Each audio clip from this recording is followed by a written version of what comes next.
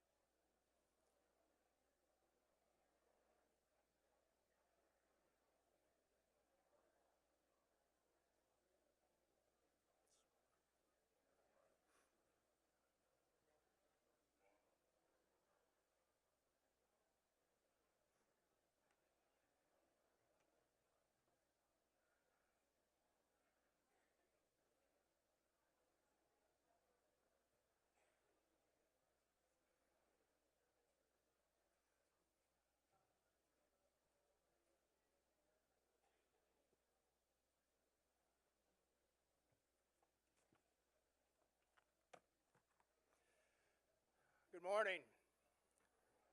On an especially cool morning, I'm afraid looks like a few folks didn't want to roll out of bed and be with us this morning. I'm John Coy, and I've had the privilege of serving as president of your WPOA board this year, and I want to call this 43rd annual meeting to order. Thank you. Before we launch into the agenda, because of the day, I would like to have all of our veterans who are with us this morning to just stand up, and as we give appreciation to all the 20 million folks who have served our country, let's do so for our own community. So let's not be shy.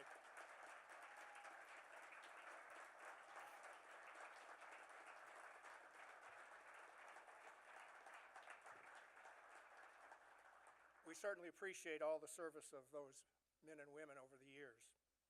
I think I know how to, let me go back. Our agenda today is, for those of you who have attended, is pretty much straightforward. We don't change it from year to year because we don't want to confuse ourselves. It's pretty much introductions of the board. I will do that shortly.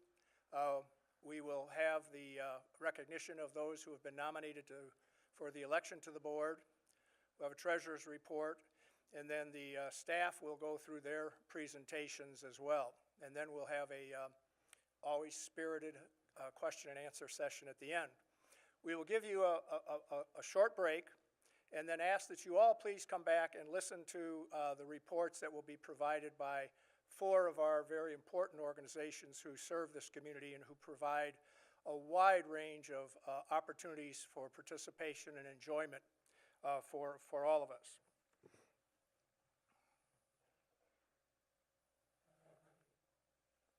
Am I doing it right? There we go. I've introduced myself, John Coy. I'd like to introduce the board of Vice President Jim Wright. Please stand, Jim. Secretary Treasurer Ron Duddleston. Director Karen Asher, who will also be hosting the event, the after program. John Clayman. Larry Lucen. Joe Ely. And from the resort, Mark Fisher. Mark's right here.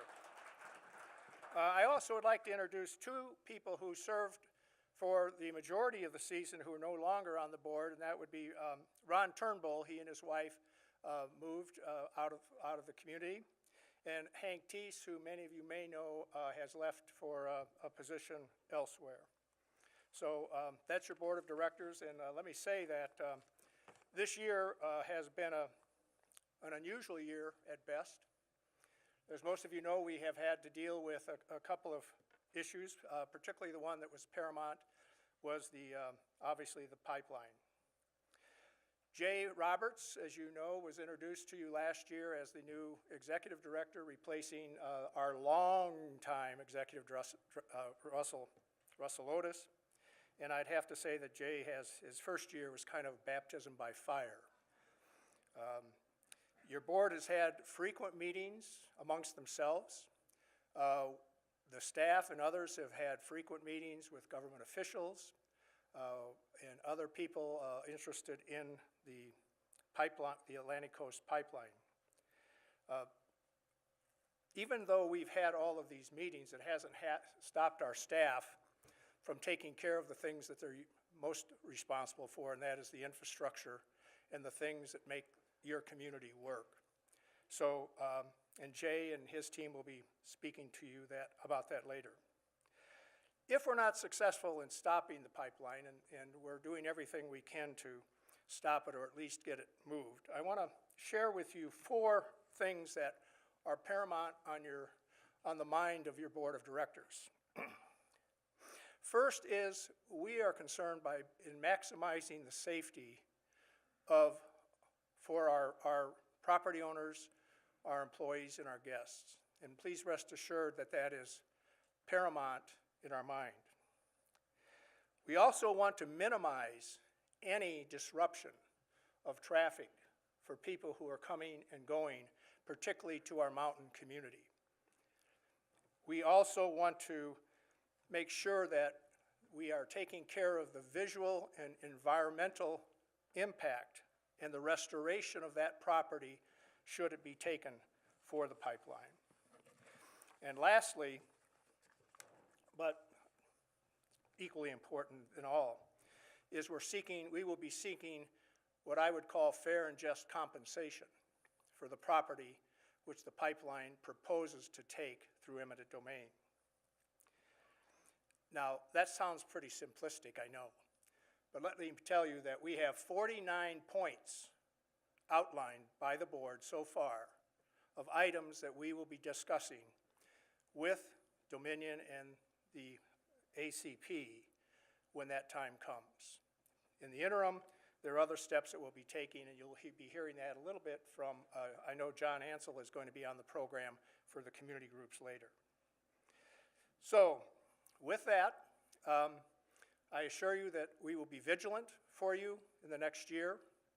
We will watch out for your best interests, and we will continue on behalf of the board and the staff to do everything possible to make Wintergreen a community where people want to live, own property, and come and visit.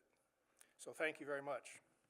With that, let me introduce Ron Duddleston to come up and provide you with both the report and call for ballots as well as the treasurer's report.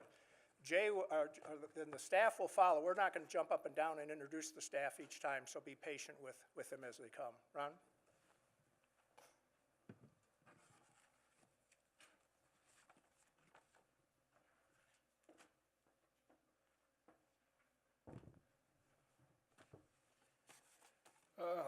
Let me first introduce the candidates.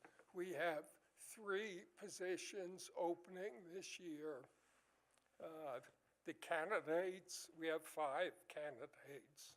John Coy, Bill Gatewood, is Bill here? Bill Gatewood, Larry Luzin, David Schwieso,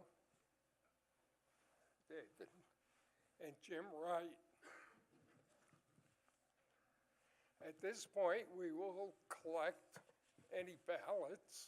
We have something unique this year.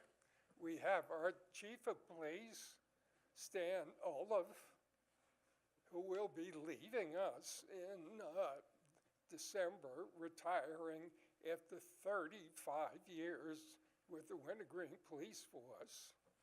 And we have Officer Dennis Russell, who will be replacing Stan as chief when he retires. Dennis has been with us for 9 years. So if you'll please collect the ballots.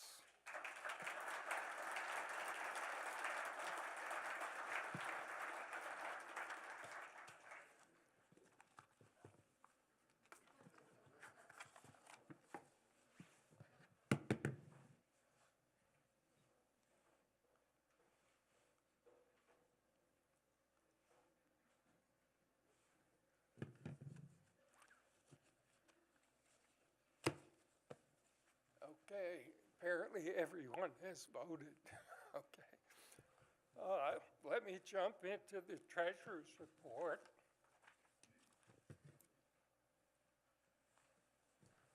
I'll first hit the results of 2017, what our budget plan is for 2018, and a summary.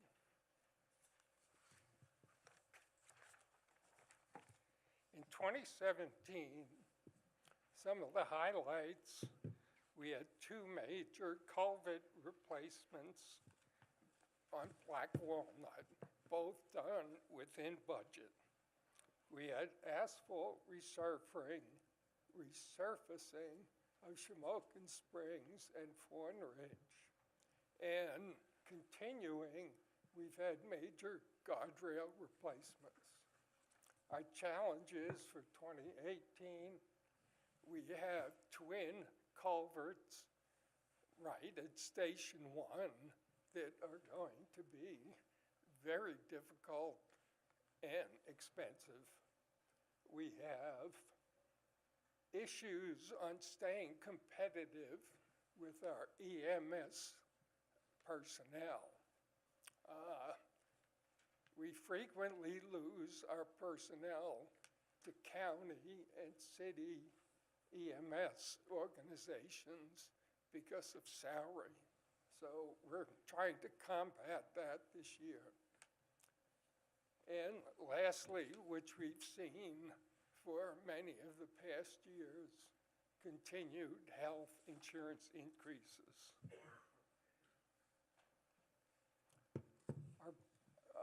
Where did our money go? The police department, fire, rescue, road maintenance, that comprises the majority of our expenses. It is primarily operating costs, salaries, and incidentals training. General administrative, that's our staff, our ARB people. Landscaping is a little sliver and is offset. They almost exactly match income to what their expenses are. The 4% is contingency and reserves. That's for our asphalt resurfacing and culverts. And last is our debt services, taking care of our pools and other facilities.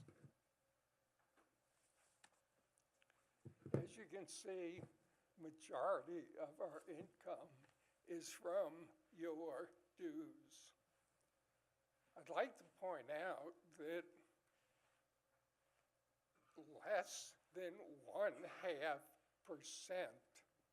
about 30 of our 3,600 members have failed to pay dues.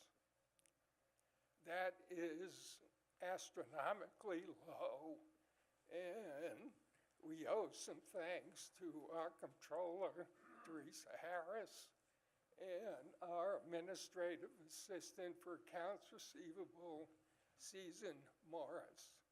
They do a fantastic job.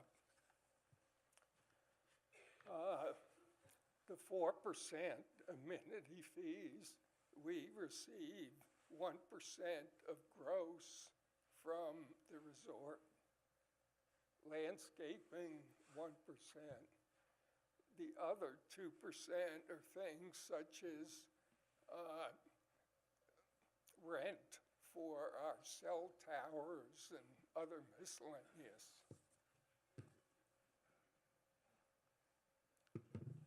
Projected expenses, $6,567,702. Within that budget, we will provide all services, all financial obligations, and all reserve accounts will be fully funded. The two biggest items in a reserve account, we're adding $210,000 to our road repair account and $40,000 to culvert replacements. We expect to resurface Wintergreen Drive in 2022 for a cost of about $1.5 million. Assessment increases, we do have an increase this year, $34 for improved properties, $23 for unimproved. There's a specific layout that was in one of the sheets that were given out this morning.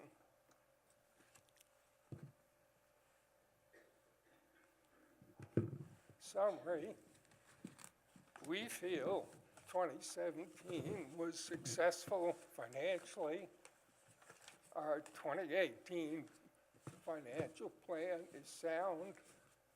As we did last year, we again have been able to limit our increase. This year's increase of 2% is the lowest in 21 years. We thank the staff, Jay Roberts, for a great job. Wintergreen staff is experienced and prepared to accomplish our 2018 plan, and we appreciate your support. Thank you.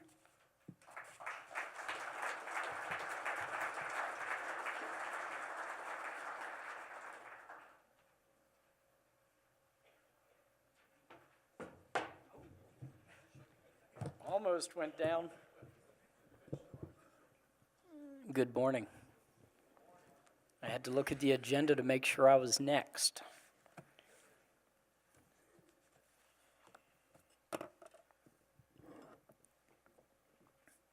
As many of you know, 2016 and 2017 represented a massive change for me professionally. This opportunity is very rewarding, allowing me to engage with many of you in new and exciting ways. Overall, the past 12 months have been very good, with only one lingering problem that comes up again and again and again. But we'll have more about that later.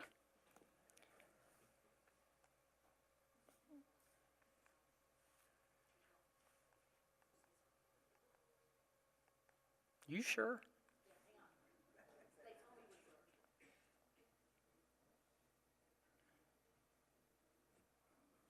How's it look?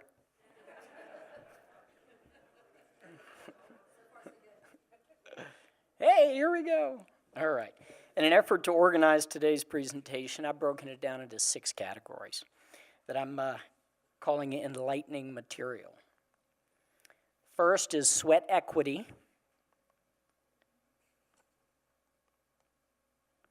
On the wild side, change or no good deed, thanks a million. And last but not least, that's all, folks. With those formalities out of the way, let's dive right in.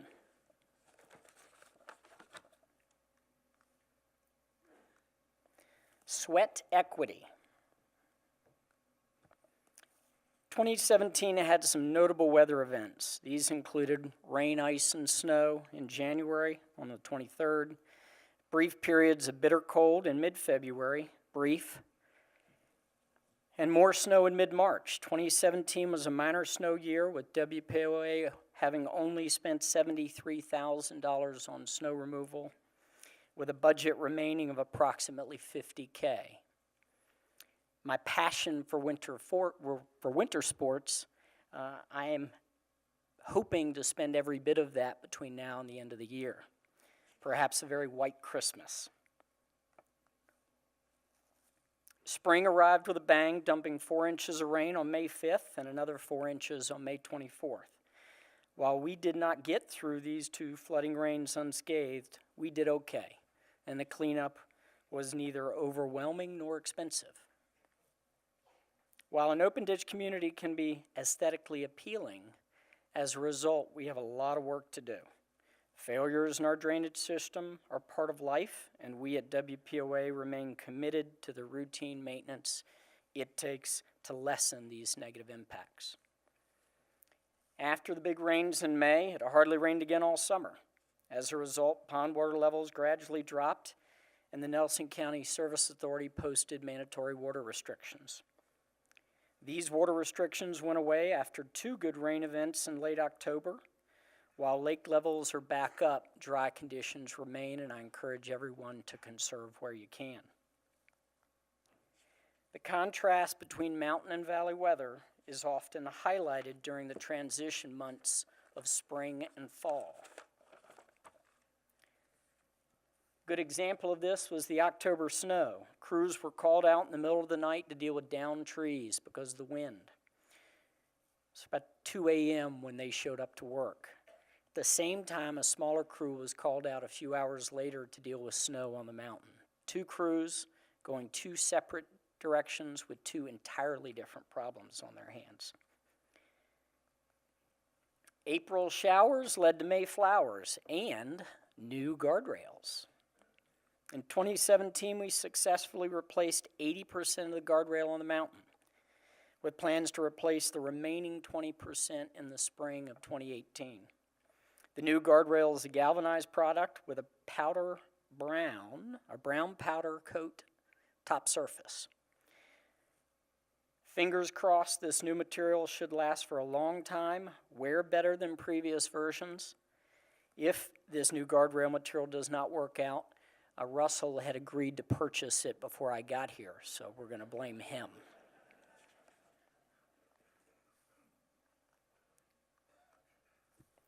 Culvert pipes. Culvert pipe replacement is going to be an ongoing effort for many years to come. Much of the stormwater infrastructure here at Wintergreen was put in at the birth of this community over 40 years ago.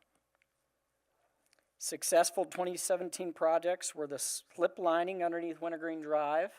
Slip lining is slipping a thick wall steel pipe inside the corrugated pipe that's failing. And the Black Walnut project. We have 2 culvert projects on the list for 2018. These are going to be Wintergreen Drive near Devil's Bend, directly below Westwood. And the other project is Station 1. The Station 1 location is going to be extra fun and exciting given the location, the traffic volume, the traffic direction, and the overall configuration of that intersection. While we will provide advance notice of this work and make every effort to do this during a slow period, it's going to be a difficult job. Doing the work during the slowest periods of time will provide the opportunity for our year-round residents to experience it.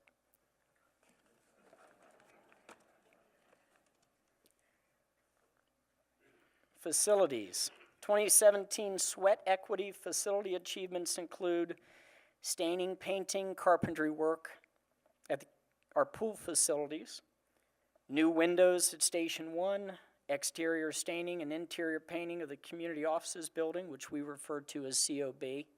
Joe Davis likes to call it the Cobb. Concrete floor renovation at Station 1. Covered area behind the salt building, which can be shown in that picture. The effort there is to try to get more of our equipment out of the weather. Lighting and landscape improvements at Tuckahoe Clubhouse, deck replacements at COB, conversion to LED fixtures, new landscaping at the gatehouse, and many more. Too far. Facility inspections, routine maintenance, and upgrades will continue in 2018, with one notable project being upgrades to the deck and tent area behind Tuckahoe Clubhouse. Using money collected through donations and rental income generated from this facility, we plan to replace the existing deck with a concrete pad and replace the tent with a more permanent pavilion-type structure. Final designs and bids for this work will be completed over the winter in hopes to be at a break ground in the spring. Mowing. Owners often ask me what our mowing schedule is, and that's relatively easy. Once the grass starts growing in the spring, we start mowing. And we mow from one end of this place to the other. And then we start over again. And then we do it again. It's the same with the guardrails and the weed eating. Paving. Our summer paving process has come and gone with approximately $470,000 spent on pavement surface treatment, crack sealing, and line painting. The surface treatment required approximately 2 weeks of work in the valley and 4 weeks on the mountain. With the surface treatment off the list, we moved to 5,800 feet of new asphalt overlay on Fawn Ridge Drive and a portion of Shamokin Springs. We hope to finish Shamokin Springs in 2018 and then go back to Blue Ridge Drive and finish Blue Ridge Drive all the way out to Fawn Ridge Drive.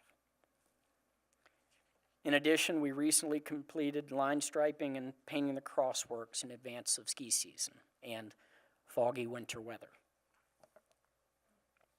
The Architecture Review Board has had a busy year with a total of 78 projects. Of the total number, 42 of these projects were on the mountain and 36 were in the valley. 17 were new construction projects, 34 were additions to current homes, and 27 fall in the miscellaneous or maintenance project category. The most controversial of all was the addition of the Dollar General in Nellie's Ford. I would like to compliment the ARB with a final product, and I think it's important for everyone to understand just how hard they worked on this one. There is really no comparison between what Dollar General wanted and what they had to build. Ours is on the right, by the way. That's Livingston on the left. We didn't get the picture of all the junk piled up on the side of the building that you can see from the road. Fire and Rescue. Chief Sheets is up next, so I plan to keep my comments brief. As so many of you already know, the career and volunteer members of Fire and Rescue are an extremely hardworking and dedicated bunch. Two quick things. Rescue recently received a competitive grant award in the amount of $100,000. This money will go towards a replacement for Unit 177. Less than half the agencies in Virginia who request these funds are awarded. Awards are based on performance and financial need. On the fire side, I am slowly becoming one of their newest members.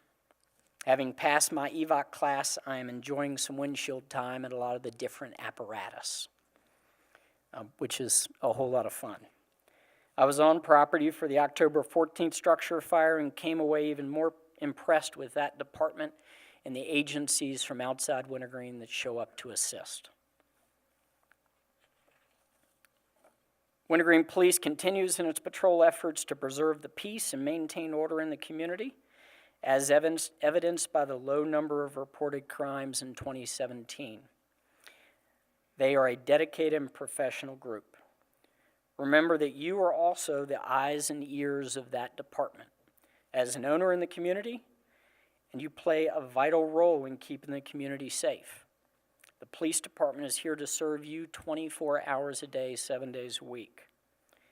So please call them at any time, day or night, should you hear or see something suspicious, unusual, or out of place. On the wild side,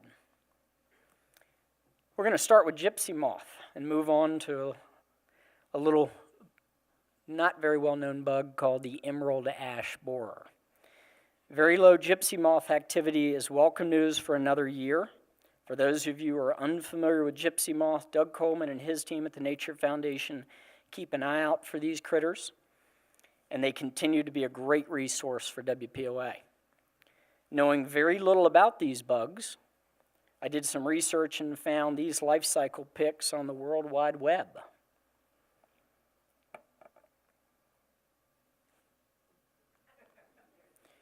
This is known scientifically as the crawling cycle. This one is the fly around cycle. This one is some stage between the two, sort of a up to no good cycle. If you don't know who that is, he's a well-known criminal locally. Emerald ash. Emerald ash borer could become a big problem for our community in the years to come. It's the one you need to take notice of. Owners should take the time to learn what you can about this possible threat. At this point, experts are suggesting that over time, the entire ash tree population could be impacted. The question is, how will it impact the top of the mountain? How will it impact our community? This is a relatively new problem, and you need to learn more about it so that you can be prepared. Once again, the Nature Foundation is an incredible resource for our community. Deer. White-tailed deer management continues mostly behind the scenes. This year, our permit was issued from the time period starting January 8th and lasted through May 1st. It allowed the removal of up to 150 of these animals. WPD harvested 35 animals, 33 in the valley and 4 up top. As in years past, these animals were given to hunters for the hungry.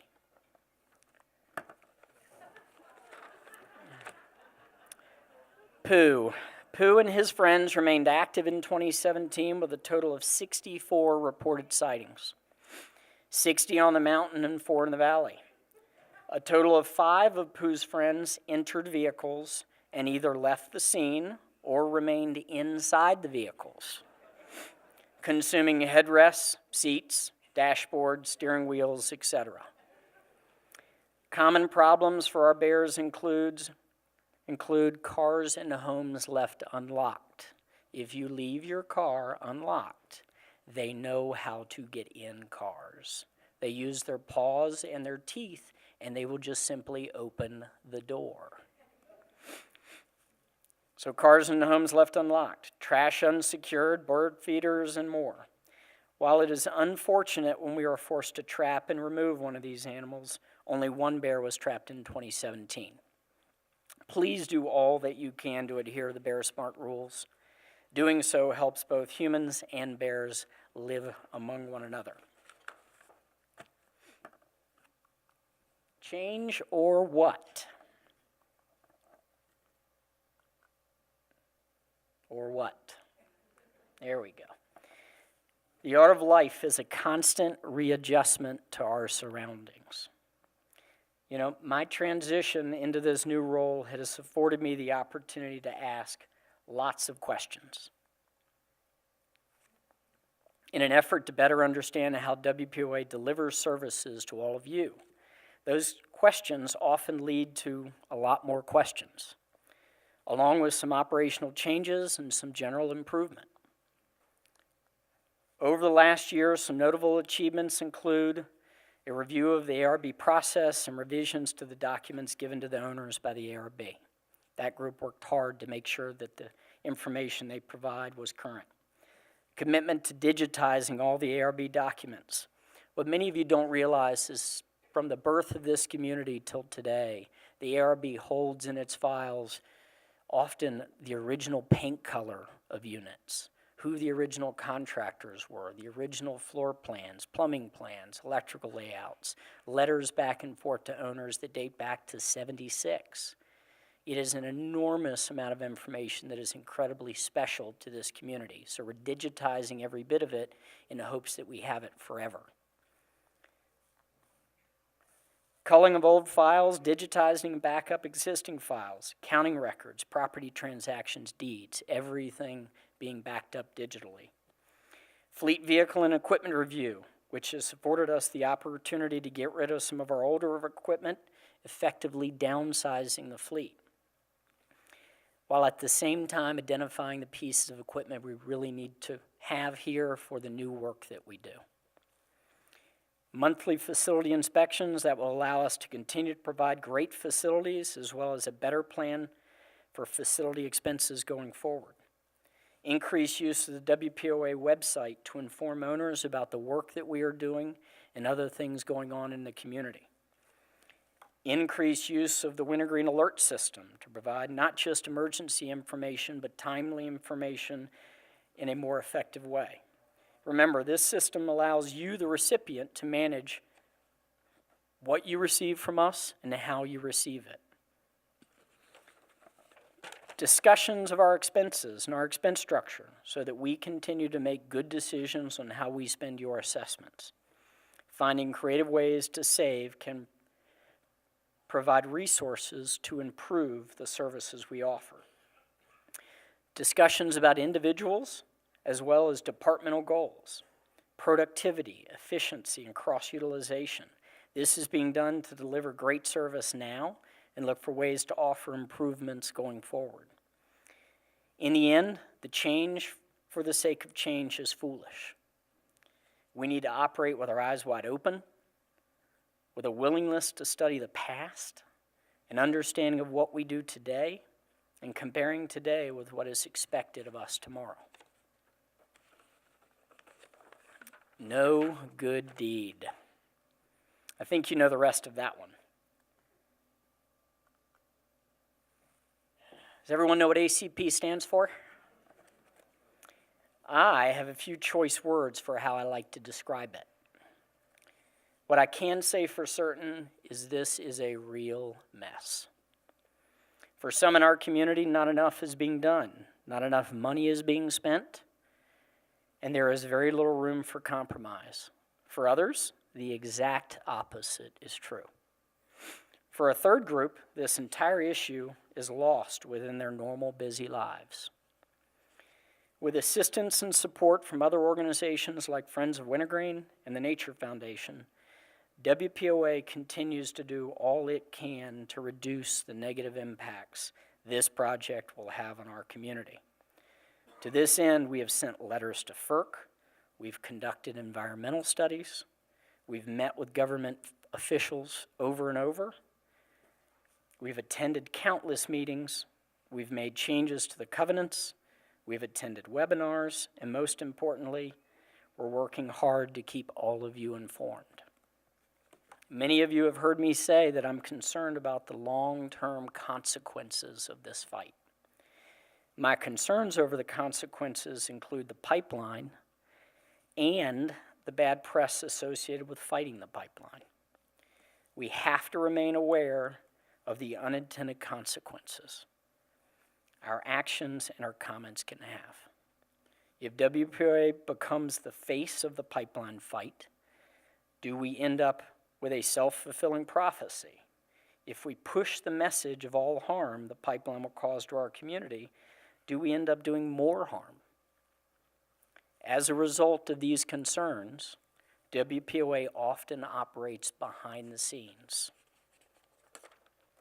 We are working hard on solutions without bringing attention to the challenges this community faces with a pipeline at our entrance. Friends of Wintergreen will be sharing additional details about the pipeline during the community portion of this meeting, and I encourage all of you to please stay for that presentation. Your involvement in the process is extremely important. Whew, better topic. Thanks a million. Don Martin. Don Martin retired in May after more than 42 years of loyal and dedicated service. Don was here when Wintergreen Drive was being built. There is a lot of information in that man's head. Don has continued to work for WPOA in a part-time consultant capacity and is assisting with the transition of his replacement. Jim Canese retired in October after almost 40 years at Wintergreen. Prior to working for WPOA, Jim worked for the development company as well as the resort. Jim is a property owner and faithfully served WPOA for 28 years. Jim is splitting his time between Wintergreen and Nags Head and is a great resource for all of us going forward. If you run into Jim, please thank him for all of his years of service and hard work. Mitchell Barker. Mitchell Barker, formerly with the resort, has been hired to replace Jim Canese. He's serving as your new Deputy Director of Infrastructure. Having worked in the facilities division at the resort for 24 years, Mitchell is very familiar with this community, and we are happy to have him at WPOA. Stan Ola. Stan is retiring in December after 35 years at Wintergreen.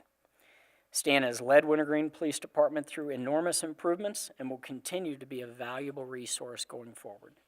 There's a theme there. You know, as everybody leaves, they've got so many years here and they care so much about it. They're just a fantastic resource for me and the other members of WPOA. By all accounts, our police department is an amazing achievement and the result of many years of hard work from Stan and his team. Stan assisted in identifying a worthy replacement from within his department. Dennis Russell will take over as Chief of Police at the end of 2017. In addition to being a member of the police department, Dennis is a homeowner at Wintergreen and lives here on the mountain. Hank Teese. During my tenure with the resort company, I made every effort to maintain a good working relationship with WPOA. In my current role, I continue to believe a relationship of mutual respect and support between the resort and WPOA is what is truly best for this community. While I was saddened to see Hank depart on a new adventure, I am excited for him and wish him the very best. Hank was a mentor, he was a boss, he was a good friend, and I owe much of my professional and personal development to his unwavering support. The resort is currently interviewing possible replacements, and I stand ready to welcome the next GM. In the past year, many longtime supporters have left Wintergreen.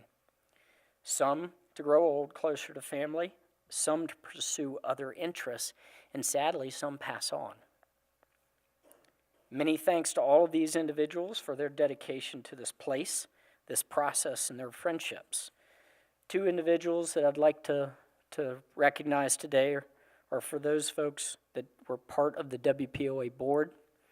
They include Judy Juergens, a past WPOA president who we lost in June, and then Vice President Ron Turnbull and his wife Patty, who relocated to Williamsburg.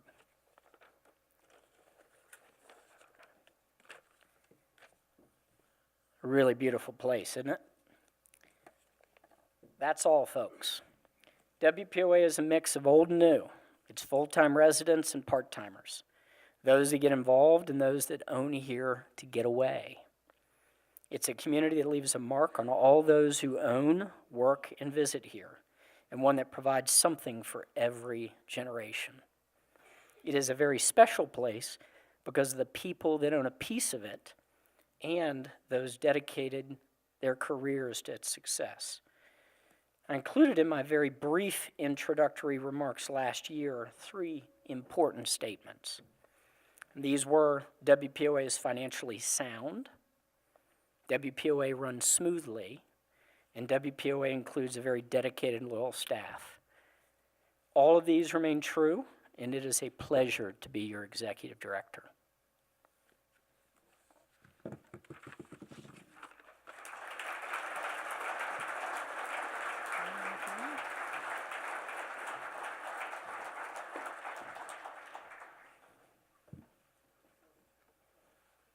Good morning, everyone.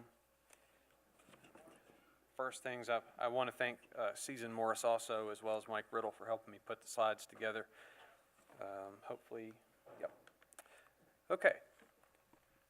Every year I begin the same way, so for the 19th time, let me tell you, I really appreciate the opportunity to be your fire and rescue chief and the support that you show me throughout the year. We've had a really good year with regards to volunteer recruitment and training of those who joined recently. Last year's recruits are now sufficiently trained and proficient and ready to carry the load. We always need new volunteers, particularly up here on the mountain, and that holds true for both fire and rescue. So please let us know if you're interested in that.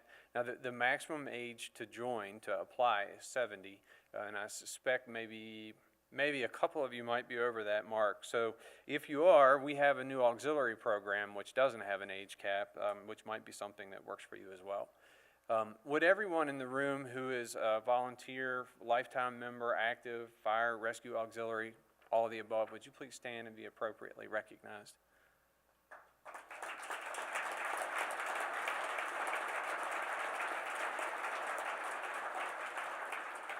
Thank you all. I really appreciate that. And if you're interested in joining, these folks are your best ambassadors to get the real scoop on what it is like. Probably the most exciting bit of news for us this year involves this beauty, brand spanking new, outside on display. This is the first four-wheel drive new ambulance that we've purchased since 2001. Historically, we've reused the box portion of the ambulance, then bought new chassis to put underneath of them. You've heard me talk about that before. But state and federal safety requirements have changed, causing us to transition into an all-new product. And honestly, it was probably time. If we had remounted the old 177, it would have been 30 years old by the time we retired it, and for an ambulance, that's probably just not a very good idea. Not including the cardiac monitors or any loose equipment, this truck cost approximately $250,000. They're not cheap. As Jay mentioned, we were fortunate enough to receive support from local and state government, and these are matching grants, so rest assured that your contributions are very important to us, as they always have been. This is probably the best point to address a question that was sent in to WPOA in advance of the meeting. It's a fair question that comes up every few years. It relates to our capital campaigns and why not just fold those costs into the WPOA operating budget? That's the question. It really has, the answer has three parts. The first is that the question itself assumes that we provide the same level of service to every owner. And the truth of the matter is we really don't. If you think about it, an undeveloped lot owner will likely never need an ambulance. And so the way we do the capital campaigns, we let you kind of customize your contribution based on your consumption of our preparedness. And we hope that if you're an undeveloped lot owner and you build here later, that you'll kind of ratchet up your support appropriately. The second part is that the cost is substantial. You just heard your president mention, and Jay mentioned, that the assessment increase was 2%. Had this been the year that we had folded in capital costs to the POA budget, your increase would have been 7 or 8%. So these are real numbers that we're talking about. And lastly, your contributions to our campaigns are tax deductible and your POA dues are not. And so some people really appreciate the opportunity to write off the contribution. Next, I need to let you know that if you haven't seen this in the news already, there's been a serious recall of Kidde fire extinguishers. They're one of the leading manufacturers in the country. They've recalled over 40 million fire extinguishers. We are not currently selling these guys. We haven't for a couple of years, but we have in the past. So I know that there are a lot of them up here on the mountain. If you'll just go to kidde.com, you can figure out how to get your replacement extinguisher shipped to you. It's pretty important because it's fairly apparent that they may not work if you need them to. We prepared a flyer with this information, and it is in your property owner's bag that you picked up when you came in. While we're on the subject, if you have smoke detectors that are over 10 years old, the industry consensus is that they should be replaced. Where there is smoke, there's not always fire, and we're about to learn this firsthand on the mountain for the remainder of the month. The Nelson County Service Authority will be smoke testing their sewer system, and this allows them to find leaks in their lines as well as any inappropriate connections. If you have bathrooms which aren't used frequently or laundry sinks in a basement level, it's important that when you go home you run some water into those fixtures to fill the drain trap, because the trap is what's making the seal between your house and the sewer system. Although their smoke is completely non-toxic, it is an irritant which could cause you to cough. So if you happen to experience smoke coming into your house through plumbing fixtures, turn the water on, open the windows to ventilate, and then just leave the structure. Rest assured that we want you to call in anything that you would see that looks like this for the period of smoke testing, or if it's just coming out of the woods, please go ahead and call it in.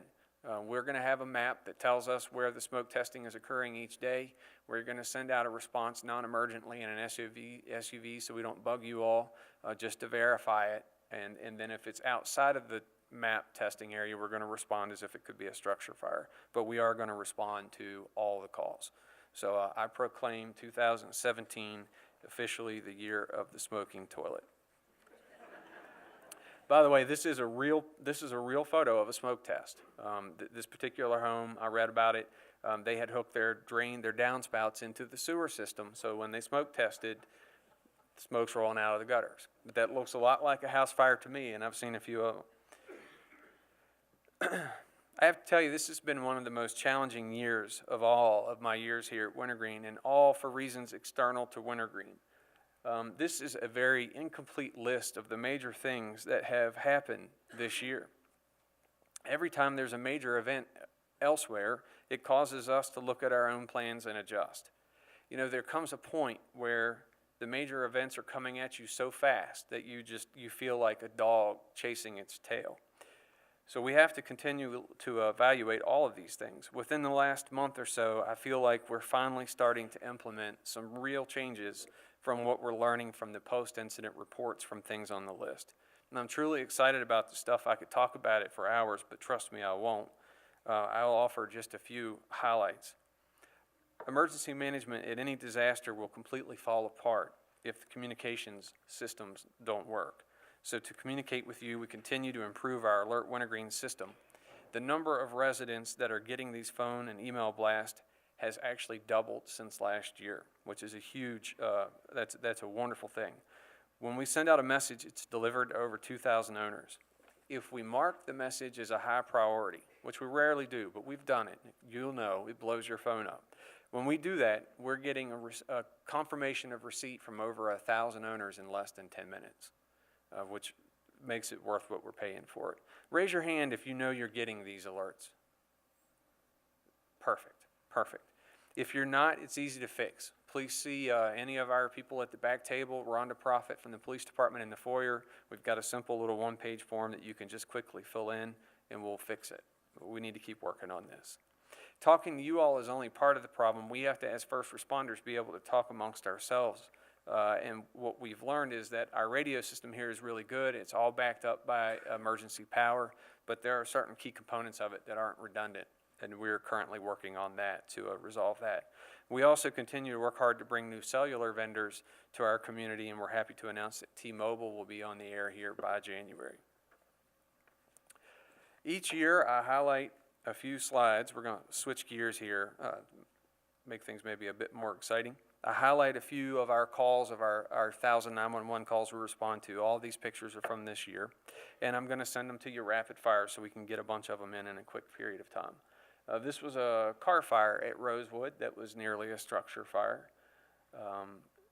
This was a structure fire that was an occupied structure, and we were able to have no injuries and kind of moderate property loss on that fire. Sadly, this was a total loss. This was on Beech Grove Road, and one of the things I'll point out is that any fire that is on one of the roads west of 151, we take incredibly serious and for obvious reasons. This was actually not far from Devil's Backbone off of 151, and that was a good save. Heavy damage, looks ugly, but a good save of the structure. This is a car accident on the Blue Ridge Parkway. Can you see it?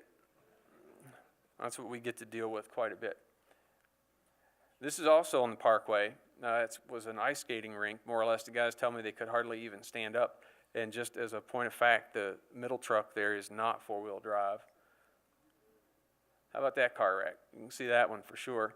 That was on 29. We do a fair amount of responses out into the county to assist. This tractor trailer rented a school bus, and fortunately no one was seriously injured. Kind of hard to believe. This is the car accident that was from the skating rink on the parkway. You can see our guy there in a harness rope. They actually had to stabilize that vehicle and do the extrication. I think there were 2 patients, but they did all of that on rope in the ice. This is on Wintergreen Drive. That car crash really doesn't look all that serious, but the injuries were. Also on Wintergreen Drive, and a good point for a shout out to Stony Creek Auto. If we tell them that Wintergreen Drive is blocked, they send us everything they have to get it open as fast as they possibly can. This was a Wintergreen Drive blockage from last winter. Some of you may recall it because it had the road closed on a busy Friday night, I think it was, for about a half an hour. The patient is actually still in the vehicle. They were partially ejected and then trapped beneath the A post of the car. And we had to fold the roof down and secure that vehicle and work across both lanes of Wintergreen Drive. So again, got to take care of the patient first, but we're always cognizant of the interruption to you all and the resort. Volunteer training. This is some of one of our monthly training drills where the volunteers are learning how to ventilate a patient who can't breathe for themselves. And here's one of our new volunteer firefighters learning how to rappel at the training tower up here at the station on the mountain. If a tree falls in the woods, does anyone hear it? I'll bet the folks in this house heard it loud and clear. This was recent in the valley. I think that's the last one. Yeah. That wasn't intended to be a joke. No, I'll explain it here in just a second. The Gatlinburg fire reviews were particularly poignant for us because they involved the National Park Service and a private resort community. Sound familiar? I've told people you could simply remove the word Dollywood and insert Wintergreen, and the plan continues to read just fine. It makes total sense. What I learned from it is that we've gotten way too comfortable, we, Wintergreen, have gotten way too comfortable about relying upon local and state government for assistance. And this isn't a slight on them. They'd do anything they could to help us, but what if they can't get here? Or what if our emergency is also their emergency and things are just as bad in Livingston or worse than they are here? Think Hurricane Camille. So we've created a list of things that we can do to be a bit more self-sufficient, and it starts with things that are free and easy, and it ends with things that are expensive and difficult. And we're going to continue to work through the list every year. These signs were purchased this year. There's a bunch of them, and they were off the list. In fact, Jim Canese helped me with getting them. The most important lesson learned from Gatlinburg Review involves the familiarity with an evacuation plan and notification of the emergency that's in play. The Gatlinburg fires were burning for about a week before they became deadly. Everyone was or should have known that they were going on, but they weren't paying close attention to changing conditions. Many of the survivors who nearly perished stated that it really seemed as if things were getting dangerous, but they didn't leave because no one told them to leave. So the takeout message for you all is if it seems like something's getting dangerous and we haven't told you to leave, it's perfectly acceptable for you to just go ahead and leave. We would really prefer that. So, the phases of our evacuation plan that you should know about, and these are also in your bag. They're printed on the back of the kit of slide, and we're going to mail these as a part of our Fund Drive mailer in February to everyone who might be watching online thinking, but I didn't get a bag. They're going to be coming to you. Historically at Wintergreen, we haven't been terribly concerned about significant forest fires greater than 5 miles from our boundary. Based on what we saw with Gatlinburg, we've doubled that now to 10. So if there's a major fire, we're going to send you an alert message by email and text just to give you situational awareness that this is occurring in our area. And when you get this, it should be a prompt for you to think about your medications, important paperwork, what do I need to gather up to be able to get out of here? Because a voluntary evacuation notice could be, say, 24 to 48 hours out. So this is a heads up. Think of it in that way. Next is the precautionary evacuation. When this is issued, we're telling you that we're pretty sure a mandatory evacuation is 12 to 24 hours out. If everybody would leave when you got a precautionary evacuation or just the advisory before, then it would make our job so much easier when mandatory evacuation rolls around. This one's pretty self-explanatory. As much notice would be given as possible, but when you get a mandatory evacuation slide, something's really changed. And we feel like you really need to leave. That's wonderful. but where are you going to go? I'll go back up.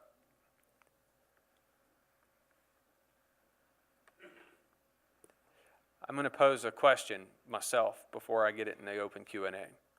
What is the evacuation route? The answer is easy. It depends. Keep in mind that on any given day, there are 4 paved ways out of here. They are Beech Grove Road, Reeds Gap Road, Blue Ridge Parkway North, and Blue Ridge Parkway South. If you were to leave upon the precautionary notice, then all of these roads should be in play. Sometimes the parkway is closed. They lock it because of bad weather. That is a valid concern. However, keep in mind that if there's snow and ice on the ground, the conditions for a spread of wildfire are not favorable. There's always a chance that fire could block our exit between here and the gate. We've talked a lot about that for the pipeline, but for any reason it could be blocked.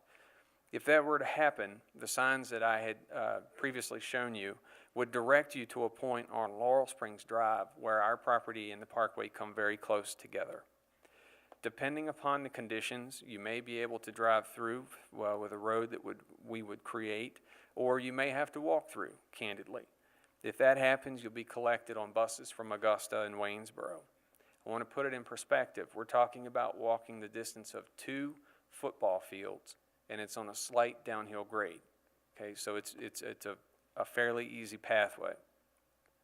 There isn't a month that goes by when we don't think about our imperfect plan. We are constantly trying to improve it. The federal government is our limiting factor, and we keep working at that, but we've discussed that here ad nauseum, and I'm not going to bore you with it again today. As a last case, worst case scenario, this building that you're in, if something has happened, a Gatlinburg 90-mile-an-hour wind-driven fire, none of the other plans are going to work. This building would be a shelter-in-place building. It's primarily surrounded by asphalt and ski slope. It has ample parking. It's protected by sprinklers. We would come here, we would position our fire apparatus around it, and we would defend this structure while fire went past us. Okay, that's an ugly scenario, but everybody needs to know that at least that is out there and that is in our plan. Okay, our plan was put together by a panel of 12 people from our department and the Virginia Department of Forestry. It actually took them a year to do it all. It's 108 pages. It's been disseminated to all of our partner agencies so that everybody should have the ability to turn to the page and say that's where the helicopters go to drop water or whatever. So this has been thought out, but we haven't thought of everything. So if you've got a better idea or an additional idea, we would love to hear it. Our department has gotten fairly complex, but everything that we do is online. If you'll find us on the internet, or if you go to our Facebook page, or if you search us on YouTube and find our PR video, you'll find a description of just about everything that we do. But the best thing to do is to stop by the station and get to know us. That's an invitation that is always out there. So with that, I will leave you, and I hope you enjoy the rest of your weekend. And for the last time, for me, it is my pleasure to introduce our Chief of Police, Stan Ola.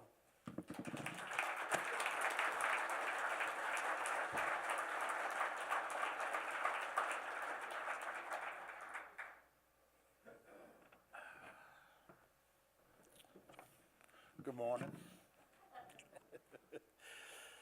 Yes, I'm a happy person. Okay. The community of Wintergreen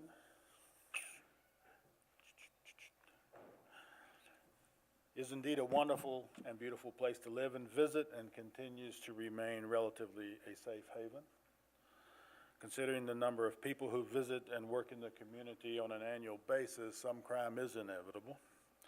Crimes against property, larcenies, ski and snowboard thefts are the most dominant, with approximately 70% of those crimes occurring during the 100-day ski season. So the other 265 days a year rarely does a crime occur. The graph shows the total number of crimes over the last 7 years. Considering that 500,000 plus persons either live, work, or visit Wintergreen each year, crime rates are relatively low. with only one crime average being reported once every 11 to 12 days on the average for this year. In fact, twice as many bear complaints were received as crimes.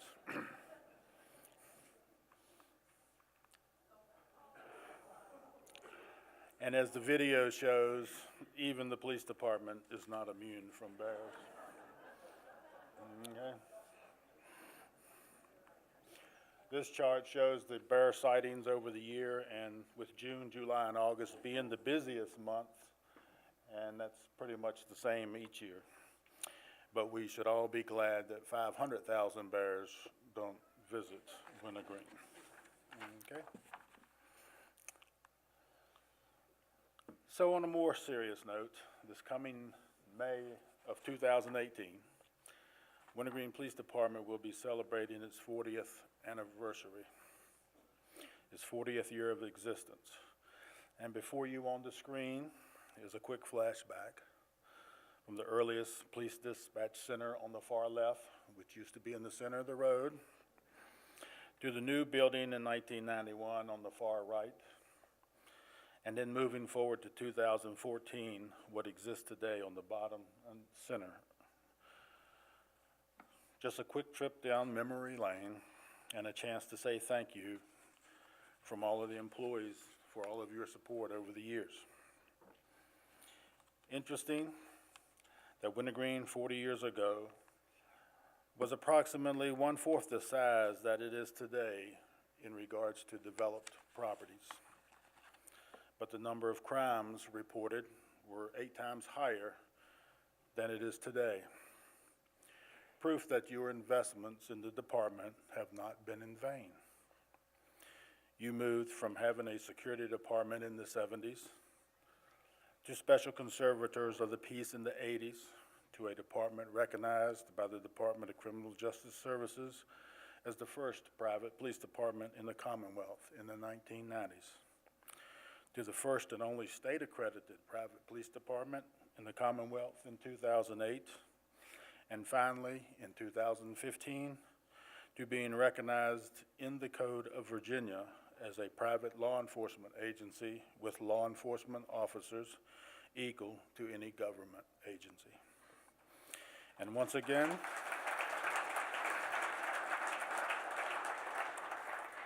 thank you. And once again, I say thank you from the department for all of your support over the years and through all the growing pains. It has been a long and winding road to get the department to where it is. So, after 42 years in the career of law enforcement, with 35 of those years being here at Wintergreen, and for 28 of those years, I have had the honor to serve you as your chief of police. I will be retiring effective December 29th and will be leaving my command to Dennis Russell, who is a fellow officer and property owner. It has been a wonderful and exciting time in my life, and for those times, I truly do thank you. And I only ask that you continue your support of the department. Thank you.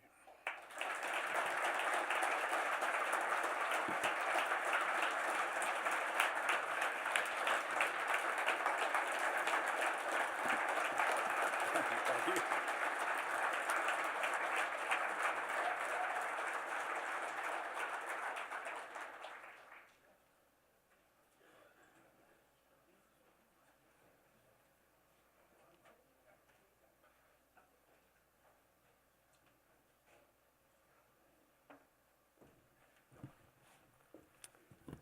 The votes have been counted.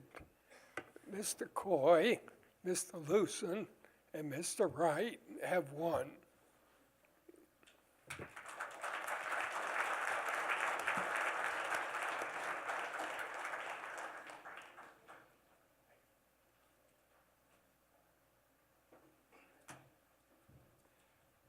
Thank you very much.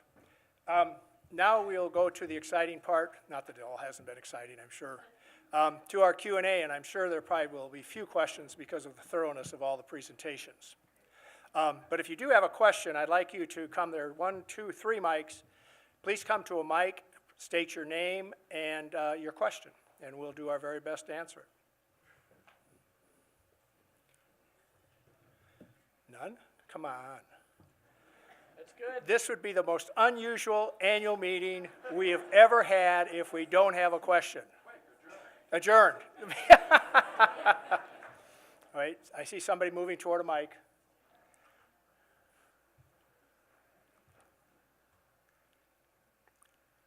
My name is Marcus Brown. I live on West Elkwood Drive. We've been there since 1984. I'm wondering about what's happening with the real estate appraisals and values in this area. I've been watching. I know it started probably around 2008 when all property values took a dive. Most have recovered. However, at Wintergreen, I look at my Zillow appraisal a lot. I know that's just not accurate, but it gives me an idea of what's going on. I also look at some of the other properties around the mountain and in the valley and see their values. There's a lot of great values out here, but it scares me as being a resident here. What's caused it, and does the pipeline have anything to do with that, with it not recovering? And is there expectation that it's going to reverse anytime soon? I'll take your last question. We hope so, that it will reverse. I don't know unless there's a realtor here. My understanding, is there someone, a realtor who would want to? Steve, are you, Steve Marinella? Someone here? I can say what I understand is, the condos have started to move. That inventory has dried up. Houses at 500,000 and below seem to be marketable.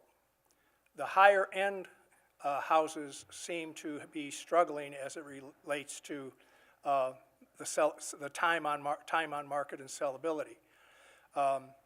I think overall at one point we had heard that there had been a fair depreciation of property values from 2008, and the mountain and valley, I assume, have not recovered nearly as fast as, let's say, the markets in Charlottesville or surrounding communities. Now, if there's a realtor who has better stats or facts on that, let me know. As it relates to the pipeline, it's hard to say whether that's had a dramatic impact on it.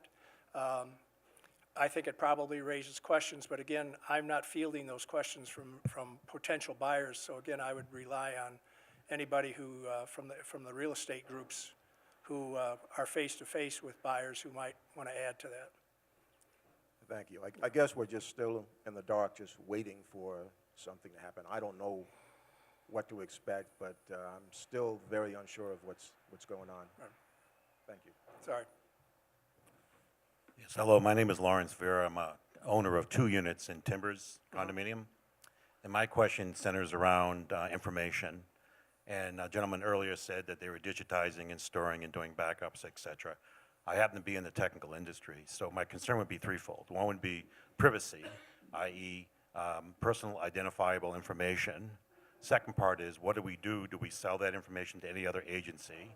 And how do we protect it? That would be the 3 questions.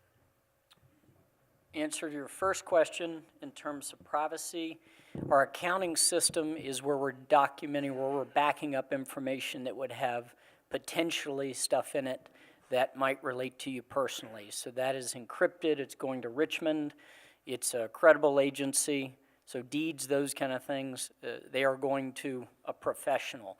In terms of the ARB, that stuff is being sort of stored in-house. You know, for me, as I walked into the building for the first time and looked at everything we had and thought, what if this place burned down? What would happen to all this? So we're digitizing that so that we have it in addition to the paper copies as a backup. One last question related to that then. Do we have a statement from WPOA how we use this information? Do we have like a caveat statement or a disclaimer statement about that information, how we store it, how we use it, who has access to it, and then do we sell it to any other agencies for marketing? I mean, what's the... We have a don't sell statement like that? anything. We don't do have not a- sell anything to other agencies. So you as a homeowner, if you decide to buy a second property somewhere at Wintergreen, sell your previous, you'd have access to the ARB files that relate to the property you own. But we're not in the sharing of information business with outside agencies, the Googles or anybody else. Okay, thank you. Welcome. Robert Klein, I live on Fawn Ridge. Regarding the exit from this property should a fire develop, now, I heard the comment before that perhaps there could be busing of people to Augusta. What I'm thinking, my question is, how long would it take to carve a path down so that vehicles can go? The reason being is if you get people lined up, you get 1,000 people in the cars that they have parked along Laurel Springs, it's going to take a measurable amount of time to walk the distance. The road will be blocked due to all the cars, so that if an emergency vehicle, in fact, had to go get somebody, that'd be impossible. So the question is, if we had, the fastest way of getting the most people off the mountain is by cars, get them out on the road. How long would it take to carve a path to make that happen? It depends. So imagine a scenario where it's the middle of the night and some of your WPOA staff and personnel are not here, and you're depending on the career folks that are spending the night here.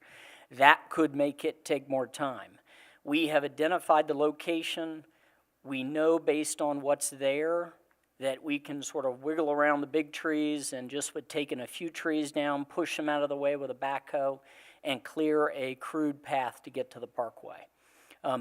WPOA years back did a bed of gravel all the way to the property line, covered it with mulch so that there's a road surface that's strong.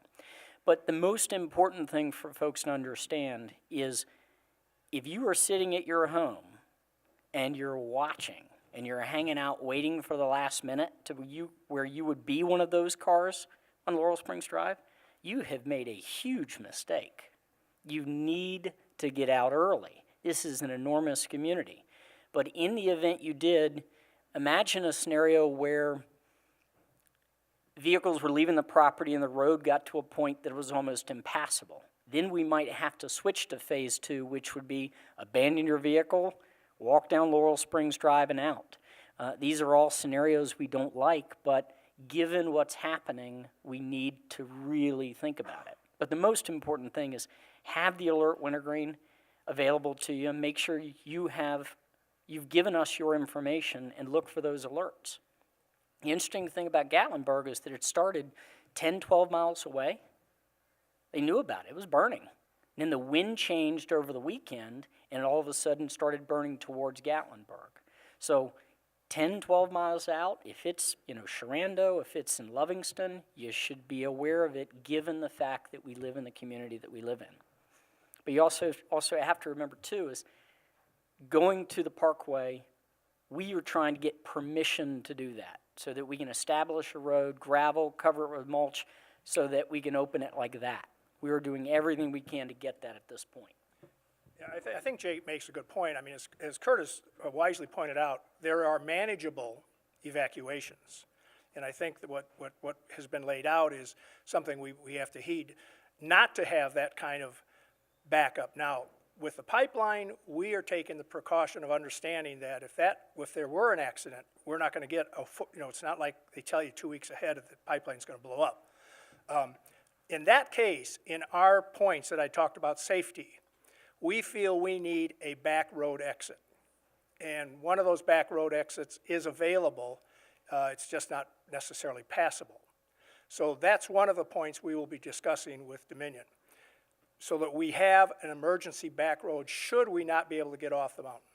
The second one is to get, as Jay was saying, the Laurel Springs to the Parkway, to be able to get the Park Service to give us at least an entrance, because if we can't get out, the supporting fire equipment from our community, including our own Valley Fire Department, can't get here. So we feel we really need to work to get an entrance to bring that equipment in, as well as to have an emergency exit to get people out. So I think the two pieces are heed the warnings should that come up, and be supportive of us when we need to push for those, both the emergency exit and an emergency entrance. Does that answer your question?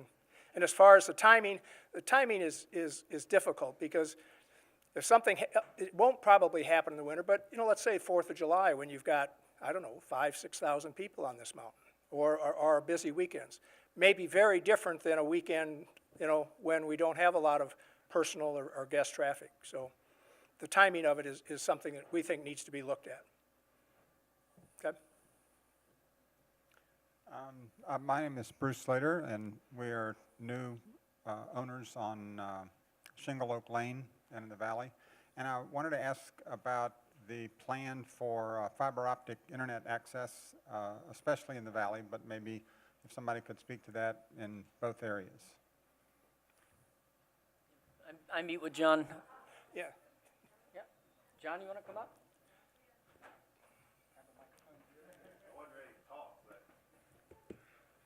Introduce yourself. John Holman, Nelson Cable. Some know me, some don't.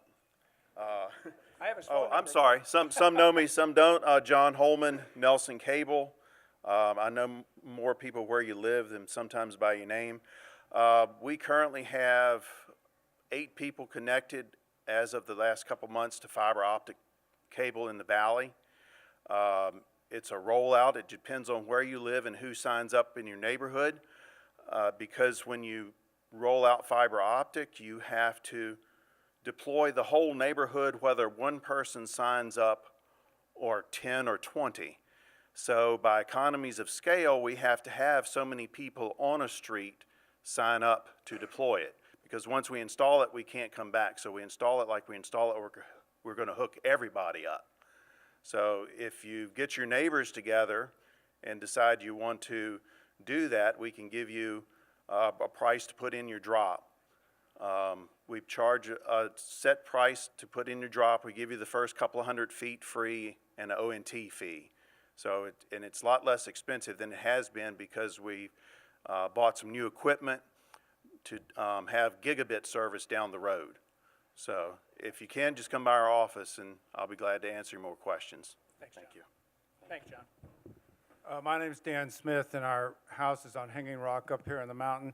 I've always had what's the story about this? I've always had the understanding that there's some kind of rudimentary road up Stony Creek up to where they built the big water tower that, for example, could be used by utility vehicles, always closed to the public, but that there is something that comes up from Stony Creek to the area where the slide is and the water tower and stuff. So what's the story about that? Well, you're right. There is a road from Stony Creek, comes up through Peggy's Pinch, and comes out, actually, I think it's by the power transfer station, Doug, is that correct? That road is somewhat passable. Jay's been down it with the Dominion people. Unfortunately, it takes a good deal of time to get down it. That would be one of the items that we seriously need to look at, to condition that road so that it is passable within, you know, what I would consider a fair amount of time. It's probably not going to be a 4-lane superhighway by any means, but we think it is available. It's an expensive proposition, which we will be reviewing with Dominion should that become a matter of discussion. And to give you an idea of what expensive is, single lane, asphalt, it's an exit, purely an exit. It's about $1 million a mile, 2.5 miles, $2.5 million. So it is expensive, but again, it's something that we have to be talking about going forward. No other questions? Very good. Thank you very much. We're going to give you about a 5-10 minute break. Come back, please, and listen to the community groups. You're going to hear a lot more about the community that you live and own property in. Thank you very much, ladies and gentlemen.